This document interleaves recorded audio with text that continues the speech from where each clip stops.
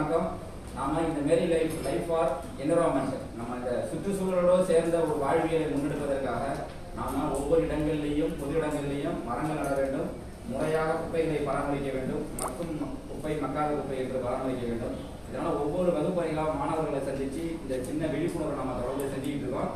மழைநீரை சேகரிக்க வேண்டும், அதே போல மரக்கன்றுகளை பாதுகாக்க வேண்டும். நம்மளால் முடிந்த இடங்களை சுத்தமாகவும் சுகாதாரமாக வைத்துக்கொண்டு இந்த சுற்றுச்சூழலை பாதுகாத்து அந்த வரும் தலைமுறையை இந்த அழகான வாழ்வியலை ஆரோக்கியமாக நம்ம உருவாக்க வேண்டும் என்பதற்காக மேரி லைஃப் அப்படிங்கிற இந்த கான்செப்டில் நம்ம தொடர்ந்து பள்ளி மாணவர்களை சந்திச்சுட்டு இருக்கோம்.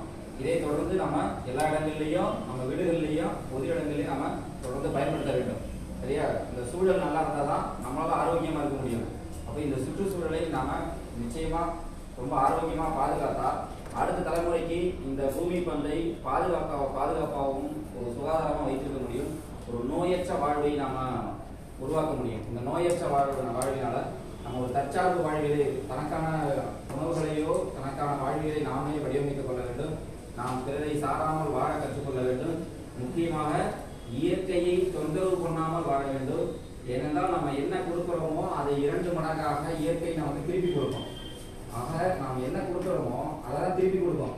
நாம் என்ன விதைக்கிறோமோ அதையே அறுவடை செய்வோம். ஆகவே நம்மளை சுற்றியுள்ள இடங்களில் நாம் நம்மளால் முடிந்த அளவுக்கு மரக்கன்றுகள் நட வேண்டும், பராமரிக்க வேண்டும், முறையாக குப்பைகளை கையாள வேண்டும். பள்ளியிலேருந்து நீங்கள் வீட்டுக்கு வரும்போது ஒரு டேப்பில் வந்து தண்ணி ஓடிக்கிட்டு இருக்கோம்னா நாம் சைக்கிளை நிறுத்தி அந்த டேப்பை ஆஃப் பண்ணணும்.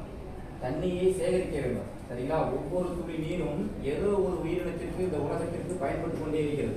ஆகவே ஒவ்வொரு துளி நீரும் விலை மதிப்பற்றவை. இந்த ஒவ்வொரு துளி நீரும் உருவாவதற்கு பல்லாயிரக்கணக்கான ஆண்டுகள், பல்லாயிரக்கணக்கான மோதல்கள், நீர் மூலக்கூறுகள் ஒன்றை ஒன்று மோதிக்கொள்ளும் போது உருவாக்குறது தான் நீர்.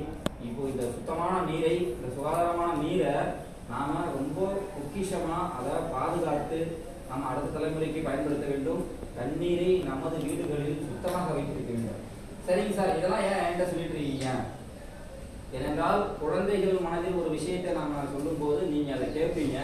உங்களை பார்த்து நம் பள்ளி மாணவர்களை பார்த்து மற்ற பள்ளி மாணவர்களும் வேற பக்கத்து பள்ளியில் படிக்கிறவர்களும் சரி உங்களை பார்த்து மற்றவர்களுக்கு நீங்கள் முன்னுதாரணமாக வாழ வேண்டும். இந்த பையன் அவன் டேப் ஆஃப் பண்ணிட்டு போனான் அப்படின்னா அவன் என்ன பார்ப்பாங்க? இந்த சின்ன பையன் தண்ணியை வேஸ்ட் பண்ணாம இருக்கலாம் அப்படின்னு உங்களை பார்த்து மற்றவர்களும் அதை ஃபாலோ பண்ணுவாங்க. அப்போ மற்றவர்களுக்கு வழிகாட்டியாக நாம் இருக்க வேண்டும், மற்றவர்களுக்கு முன்னுதாரணமாக நாம் இருக்க வேண்டும். மாற்றத்தின் விதையாய் நாம் முதல்ல இருக்கணும். நாம் மாறினால் நம்மை சுற்றி உள்ளவர்கள் மாறுவார்கள். நம்ம பகுதியில் இருக்கிறவங்க மாறுவாங்க, நம்ம கிராமத்தில் இருக்கிறவங்க மாறுவாங்க, நம்ம மாவட்டத்தில் இருக்கிறவங்க மாறுவாங்க, நம்ம மாநிலத்தில் இருக்கிறவங்க மாறுவாங்க, இந்த உலகமே மாறும். இப்போ இயற்கைக்கு நாம் திருப்பி கொடுக்க வேண்டிய விஷயங்கள் நிறைய இருக்கு. இயற்கையை வெறும் பாதுகாக்க வேண்டும், வெறும் விளம்பரத்திற்காக அல்ல. நாம் ஒவ்வொருவரும் இந்த இயற்கையை காக்கும் பணியில நாம் இணைந்தால் நிச்சயம் நம்ம பூமியை ரொம்ப ஆரோக்கியமா அற்புதமா வைத்துக் கொள்ள முடியும். இன்று எவ்வளவோ பொல்யூஷன் இருக்கு இல்லையா? நீங்க கடைக்கு போகும்போது துணிப்பையை கொண்டு போகணும் அல்லது தூக்குவாளியை கொண்டு போகணும். இன்னைக்கு எல்லாருமே சோம்பேறிகளாகிவிட்டோம். இந்த வர்த்தகமயமான உலகத்தில் நம்ம போகும்போதே கேரி பேக் கடையில் கொடுப்பாங்கிற ஒரு சிந்தனை நமக்குள்ள வந்துருச்சு. அதனால நீங்க கடைக்கு போகும்போது நிச்சயமாக ஒரு துணிப்பை கொண்டு போகணும், நல்ல கறிக்கடை கொண்டு போகும்போது நம்ம தூக்குவாளி கொண்டு போகணும். சின்ன வயசுல ஒரு 15 வருஷத்துக்கு முன்னாடி எல்லாருமே கடைக்கு போகும்போது ஒரு பாத்திரத்தை கொண்டு போவாங்க. ஆனா இப்போ எல்லாருமே கேரி பேக் தான் கொண்டு போறாங்க. இது ரொம்ப மோசமான சூழல். நீங்க தூக்கி எறிய கேரி பேக்கை நாயோ மாடோ அதுல ஏதோ உணவு பொருள் இருக்குன்னு சாப்பிடணும் இல்லையா? அது தன்னோட வயிற்றுல போய் சிக்கிக்கிட்டு அது சிரிக்காம அது வந்து அந்த பேப்பர் காகிதம், அந்த பாலித்தீன், அந்த மெட்டீரியல் செரிப்பதற்கு டீகம்போஸ் உடையறதுக்கு 400 வருடங்கள் ஆகும். அப்போ அந்த உயிரினத்தோட வயிற்றுல இந்த பாலித்தீன் பேப்பர் போச்சுன்னா அந்த உயிரினம் இறந்து விடும். அப்போ நம்மளால ஒரு உயிரினம் வந்து இறந்துடக்கூடாது இல்லையா? அது பாதுகாப்பா இருக்கணும்.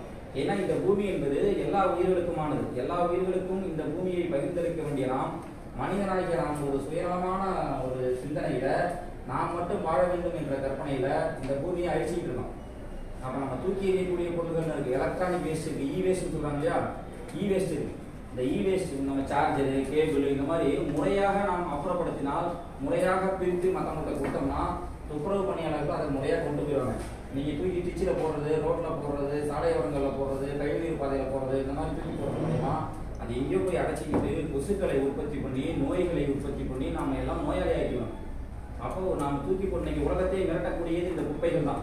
இந்த குப்பைகளை முறையாக கையாண்டால் நிச்சயம் நம்மளால் ஒரு நல்ல மாற்றத்தை கொண்டு வர முடியும்.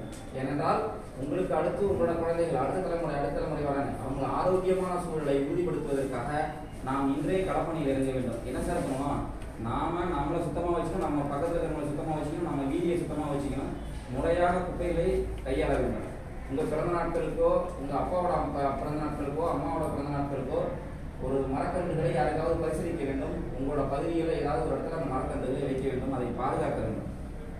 இப்படி எல்லா வகையிலையும் ஒரு வழியை செஞ்சால் நம்மளோட பூமி பந்து ரொம்ப பாதுகாப்பாகவும் ரொம்ப ஆரோக்கியமான காற்றையும் நல்ல மழையையும் பலமான வாழ்க்கையையும் நம்ம தர முடியும். அதனால் இந்த வகுப்பறையில் இந்த அற்புதமான விஷயத்தை உங்கள்கிட்ட பகிர்ந்து வருகிறது. நன்றி, வணக்கம். நீங்கள் இதை ஃபாலோ பண்ணீங்கன்னு நம்புகிறேன்.